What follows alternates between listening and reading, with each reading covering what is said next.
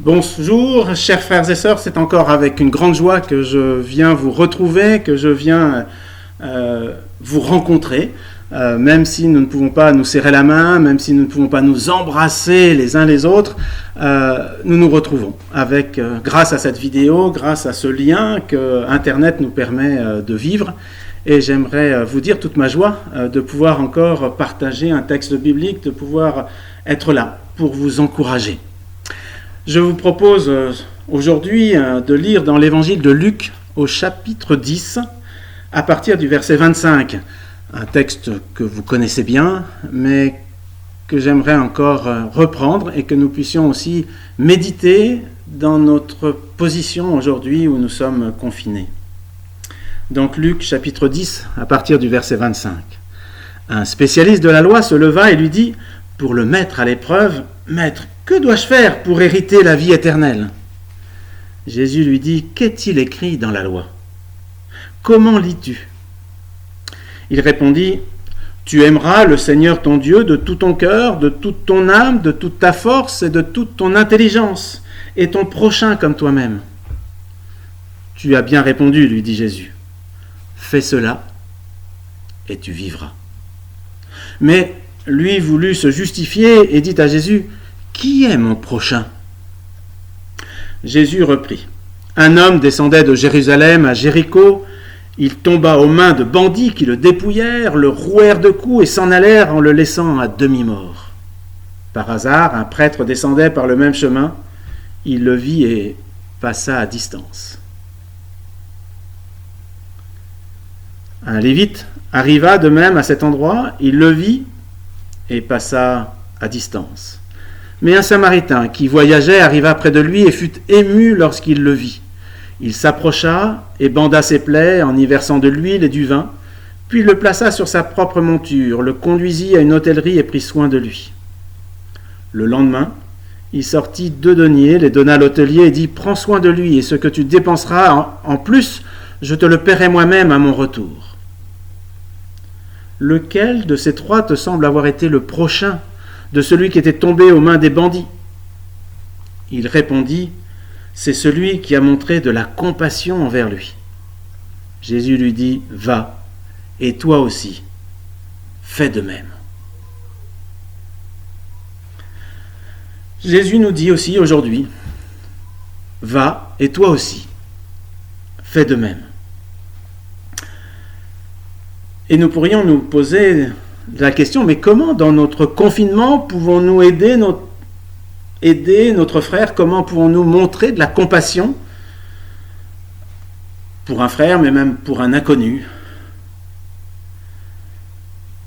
Et il ne faudrait pas que nous nous justifions comme ce spécialiste de la loi en demandant à Dieu, mais qui est mon prochain ?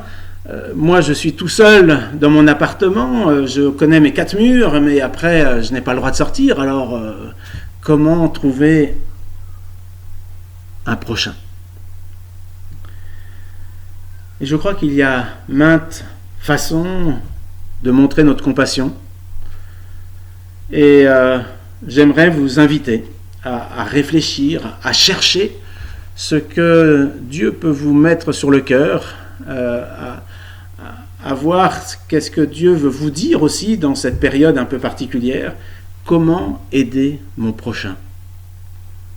Nous ne sommes plus sur les routes, nous ne pouvons plus avoir des blessés au bord de la route, mais combien de situations, de possibilités où nous pouvons tendre la main et montrer notre compassion. Je crois que rien que dans notre église locale, dans les connaissances que nous avons, il est possible d'aider. Il est possible d'encourager un frère, une sœur, un ami, un voisin, un proche, et être là, à lui tendre la main. Le gouvernement nous propose même une plateforme qu'ils appellent Solidaire de réserve, que vous pouvez trouver sur le site internet covid-19.reserve-civique.gouv.fr, un lieu où il est possible de s'inscrire et où on reprendra contact avec vous pour vous dire, oui, il y a telle personne à qui il faudrait faire des courses, telle personne qui a besoin d'un coup de main aujourd'hui, mais qui ne peut pas sortir, qui est coincé, qui a des difficultés pour faire tout ce qu'il aurait besoin de faire.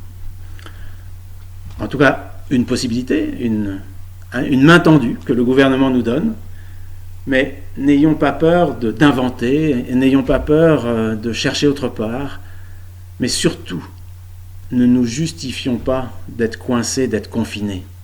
Ne nous justifions pas de ne pouvoir plus rien faire parce que on nous a demandé d'être arrêtés là. Dieu nous demande d'être au service de notre prochain et d'aller, de faire des disciples, mais aussi d'être là, de montrer notre compassion envers ceux qui en ont besoin. Prions.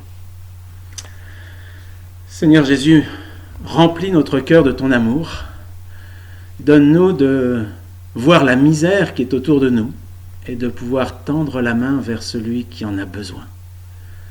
Seigneur, ne nous laisse pas indifférents face à la souffrance, face à la difficulté, et que tu nous apprennes à avoir toujours les yeux grands ouverts pour être capables de répondre à ta grâce, à ton amour, à ton œuvre.